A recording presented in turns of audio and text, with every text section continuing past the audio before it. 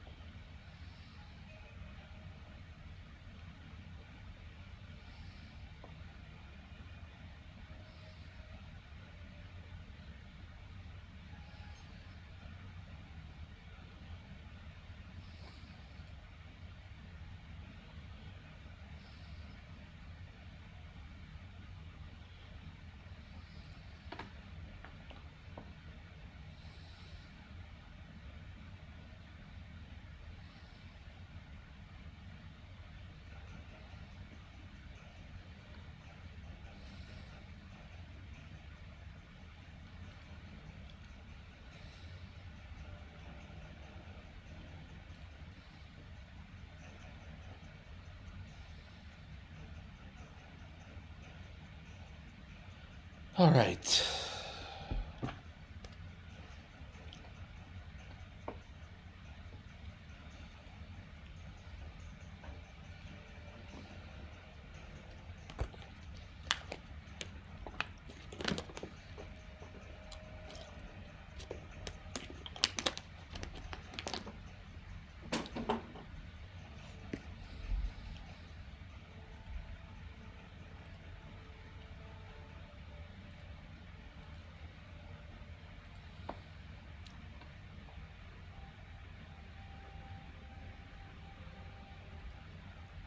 Okay, so 73 seemed.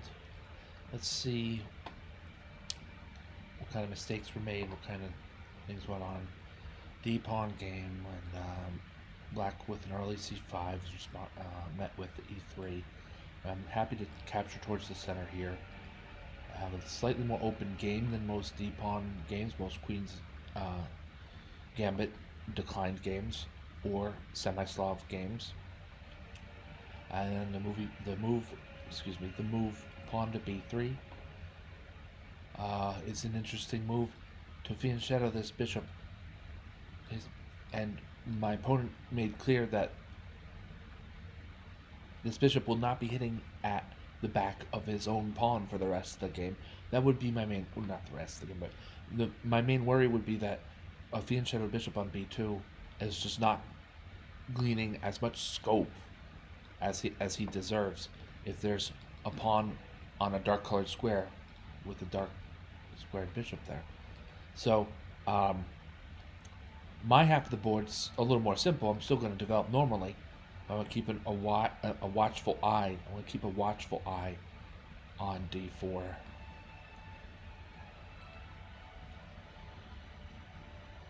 Bishop to g4 is just a pin that I think white reacts to, plays well here with bishop to e2. This is just a sensible break of the pin. There's now a battery on this short diagonal from d1 to h5.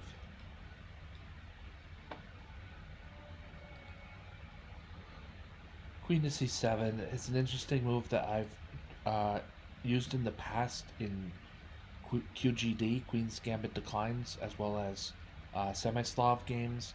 This is a simple move, Queen c7, and black might try a different way to approach the game entirely to challenge white more directly with the central pawn push e7 to e5. I don't have the manpower to get away with this quite yet.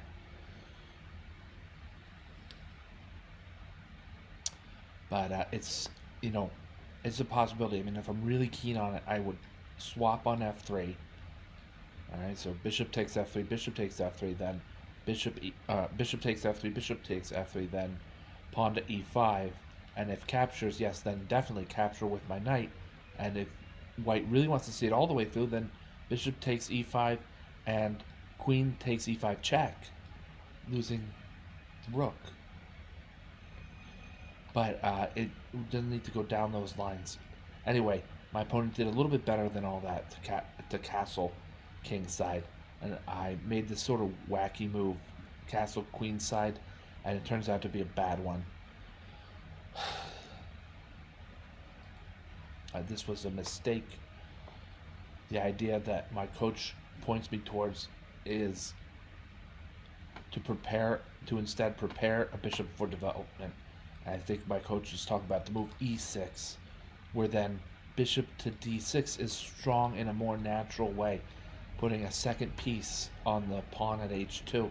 I can initiate some action on the king side with a bit of initiative and turn it into a one pawn material advantage. But not only that, now white's king side is a little bit softened up from these long range artillery, long range artillery battery, and yeah, so castle queenside was not the right move here for black, but it's not a huge mistake either. I'm still in the game and all that, so a capture on e5.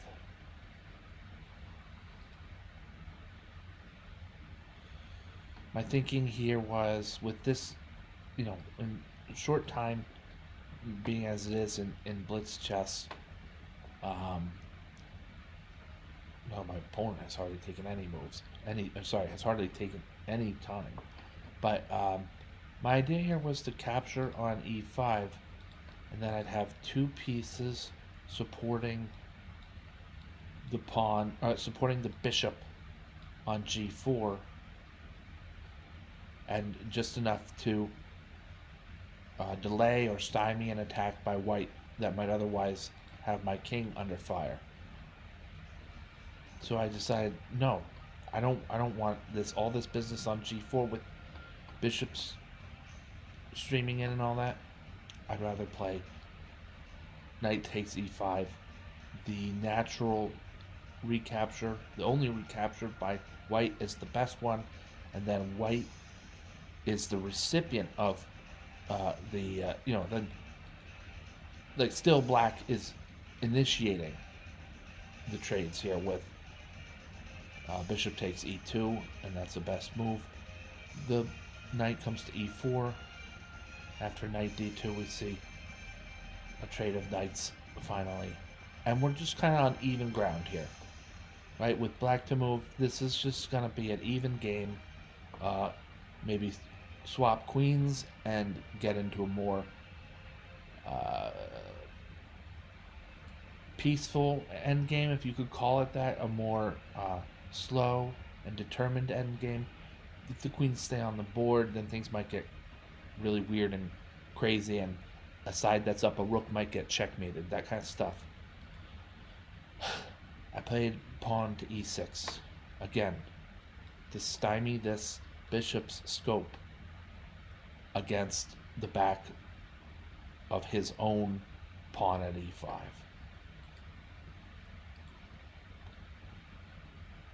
Bishop c5. It's just a good developing move. There's not all that much to it beyond that. Pawn to c4.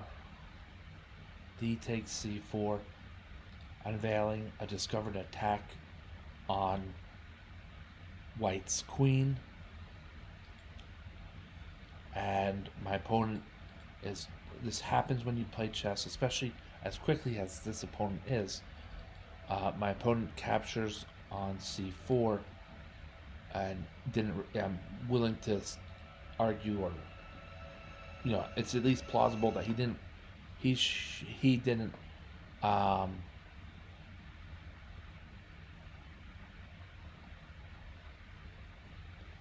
register that the discovered attack had occurred. He thought a pawn was being captured, and this was the most direct way to keep the pressure on a pinned piece.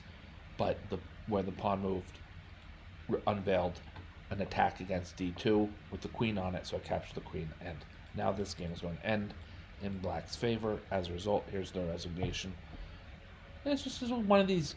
It's a game, it wasn't all that spectacular in one way or another.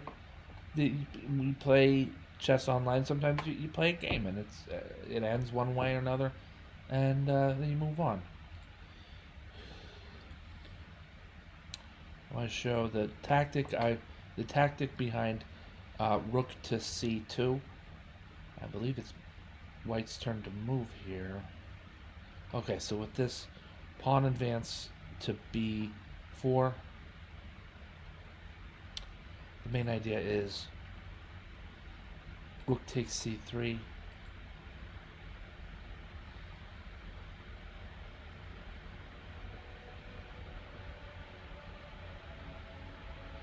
Oh, no, it wasn't as good as I thought. This wasn't as appropriate a move as I thought. The idea was that there was going to be a skewer of rooks onto each other, picking up an extra 2 points by way of winning the initiative. It doesn't quite work out for black.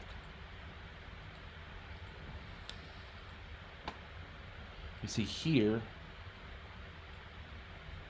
that the best move would have been bishop takes b4.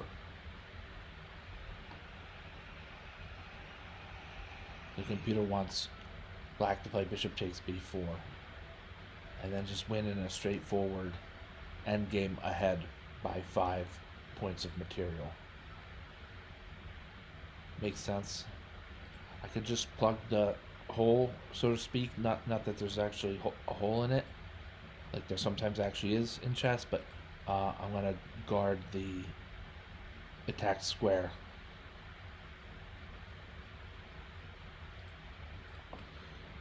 Grab this pawn.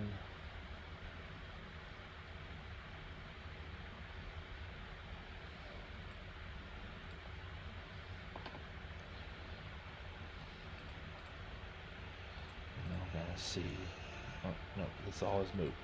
Okay. Um,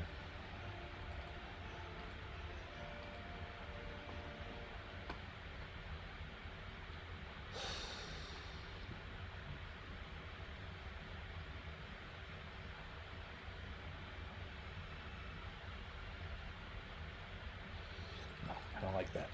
That the computer is arguing that my moves are good moves, but they're not. F5 is not a good move.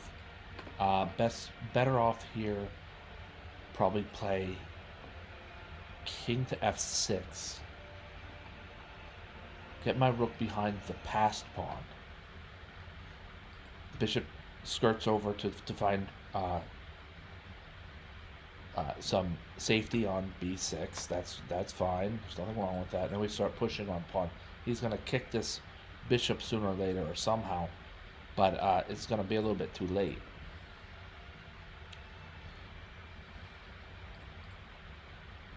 All right, so we lose a pawn and a rook for a rook, but we're the side with the extra bishop and pawn, so we're not all that worried about it. We have some confidence in our endgame skills, and might mostly play this out.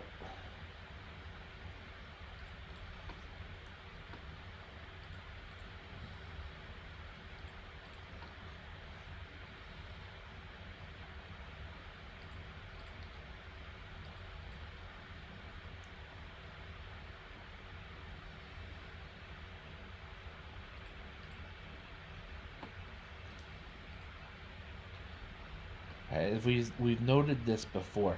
This structure defeats kings very well. One pawn, two. They have to be passed pawns. All right, and the king is nearby, let's say, and is sort of ahead of them. These will keep the king occupied for the rest of the endgame. There's no way for if we let's say we add a move here by black.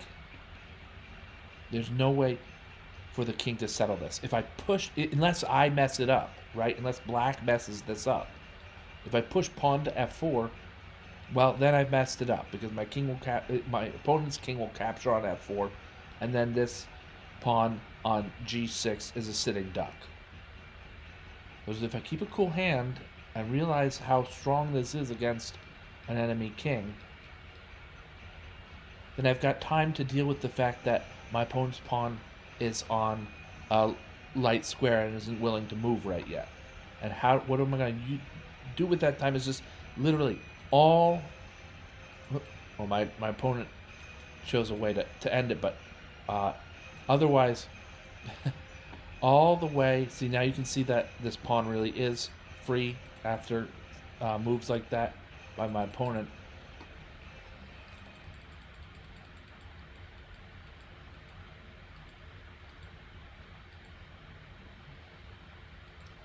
Okay, so let's say my opponent keeps within this, like, trying to hold it together here. Now my king is gonna go all the way to the queen side, snatch up this pawn, back up, and while that king is still busy minding these two pawns, I have just about every leisurely pace of move in the making or whatever, and you would be wary, as I wasn't there, but be wary to move.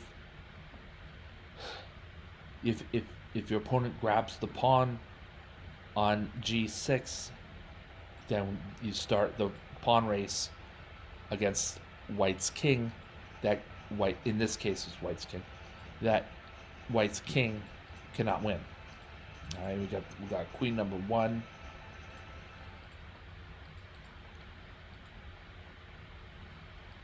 Queen number two now, and it's going to be checkmate.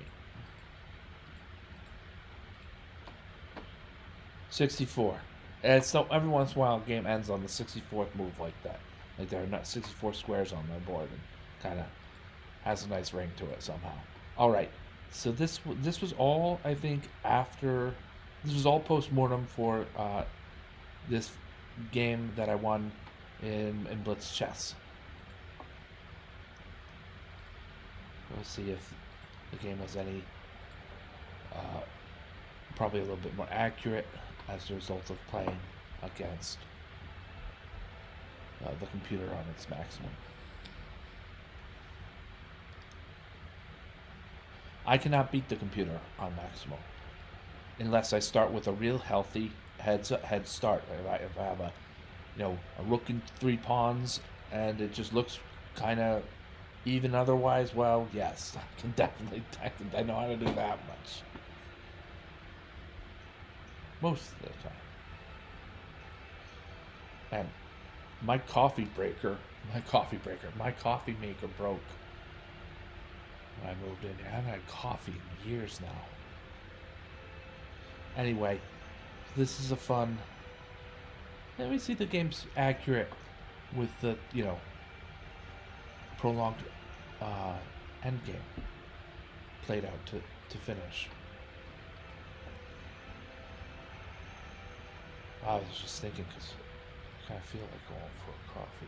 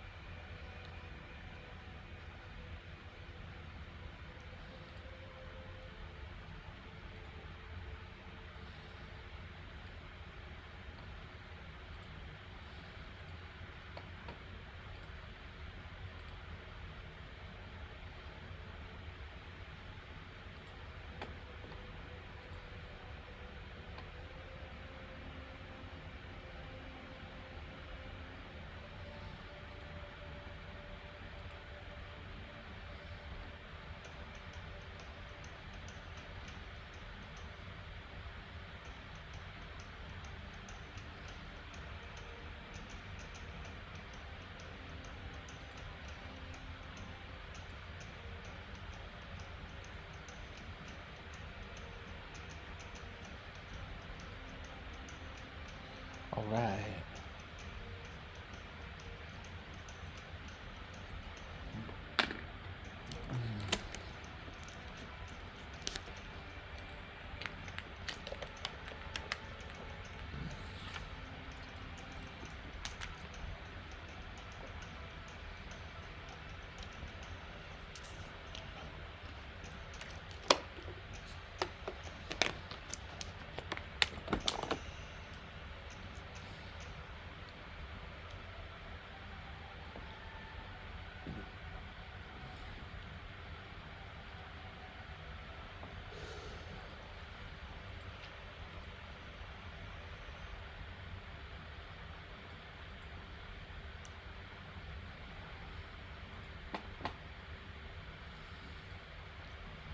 Yeah, I'm not sure if I'm going to play another game right now or not.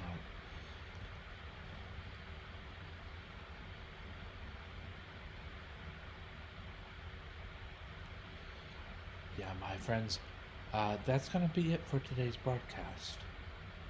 For this broadcast. I might go on later on 6 or 7 or 8 p.m. Eastern Standard Time, but probably not. I don't have, any way to know for sure. All right.